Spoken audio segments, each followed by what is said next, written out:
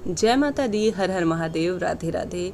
एक भक्त की भक्ति से जब प्रभु प्रसन्न होते हैं उसके कर्मों से, तो उन्हें यह दुर्लभ 3 वस्तुएं प्रदान करते होंगे। इससे पहले आप सभी ने बस यही बातें सुनी होंगी, सुख संपत्ति, धन संपदा और भौतिक समृद्धि के लिए ही प्रभु की आराधना की जाती है। परंतु भगवान अपने नज़रिए से, अपने तरीके से अपने भक्त का चुनाव करता है और उसमें यह 3 दुर्लभ चीज़ें प्रदान करता है उसके मन, मस्तिष्क और वाणी में।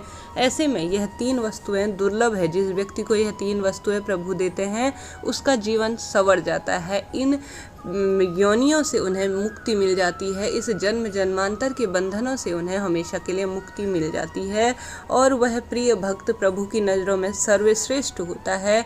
इस कलयुग में इस भंवर जाल से वह पूरी तरह से मुक्त होता होता धीरे धीरे प्रभु की शरण में पहुंच जाता है। देर न करते हुए सबसे पहले प्रभु अगर उससे प्रसन्न होते हैं तो उसे देते हैं अनन्य भक्ति।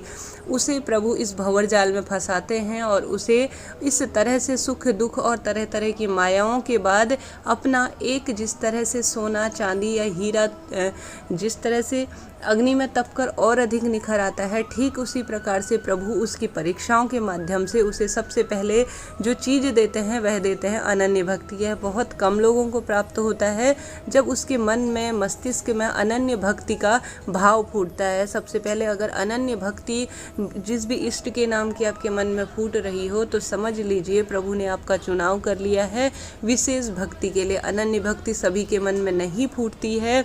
अगर विशेष अखंड भक्ति मन में फूट गई तो उसकी गिनती उन श्रेष्ठ जनों में हो जाती है जैसे मीराबाई और भक्त प्रहलाद। इस तरह के जो साधु संत विशेष हुए हैं जिन्हें अनन्य भक्ति का गुण प्रभु ने समर्पित किया है, उनकी छवि सतयुग, कलयुग, त्रेतायुग से आज तक चली आ रही है। ऐसे में सबसे पहला जो चीज़ भगवान प्रसन्न होने के बाद देते हैं वह है अनन्य भक्ति, अखंड भक्ति। दूसरी चीज़ प्रभु प्रदान करते हैं जिस भक्त से प्रसन्न होते हैं वह दूसरी चीज़ है निष्काम भावना। इस कलयुग में यह चीज़ एक भक्त के अंदर जब आ गई तो समझ लीजिए उसने सब कुछ पा लिया। हम पूजा पाठ, भक्ति इत्यादि भी कहीं ना कहीं कुछ ना कुछ लोभ इत्यादि से कर रहे हैं, परंतु जिस भक्त के अंदर निष्काम भाव आ गया प्रभु के प्रति, बिना किसी चाहत के एक अपना धर्म कर्म समझकर प्रभु की भक्ति करना स्वीकार कर लिया, उसने मानव जीवन में सब कुछ पा लिया। धीरे धीरे वह इस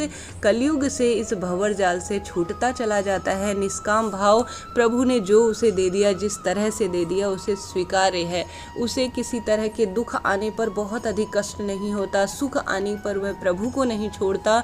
कहने का अर्थ है सुख में वह बहुत अधिक सुखी महसूस नहीं करता। कहने का अर्थ है उसे जितना मिले उस पर वह बहुत अधिक प्रफुल्लित नहीं उठता।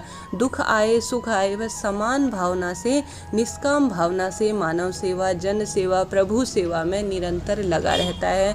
मन मस्तिष्क उसका पूर्ण रूप से स्वच्छ हो जाता है। बिना कपट, छल इत्यादि से वह प्रभु की भक्ति में रम जाता है। दूसरी वस्तु जिसे मिल जाती है वह तीसरी वस्तु आराम से पा सकता है।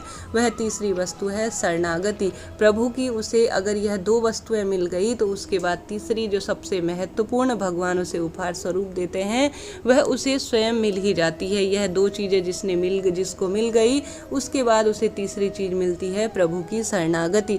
अगर शरणागति मिल गई तो मन मस्तिष्क स्वयं ही इस भवसागर से तरता चला जाता है, इस भंवर जाल से छूटता चला जाता है। उसके प्रभु उसे अपनी शरण में ले लेते हैं, अपने साथ जो है इस भंवर जाल से छुड़वा देते हैं। इस तरह से जिसे यह 3 वस्तुएं मिल जाती हैं उसका जीवन धन्य हो जाता है और निरंतर वह भक्ति के मार्ग पर अगले जन्म 7 जन्मों तक, अखंड अनन्य योनियों तक वह इस संसार से छूटता चला जाता है। हर हर महादेव। आज की जानकारी आप सभी को पसंद आई हो तो चैनल को लाइक, शेयर और सब्सक्राइब जरूर करें। जय माता दी। राधे राधे।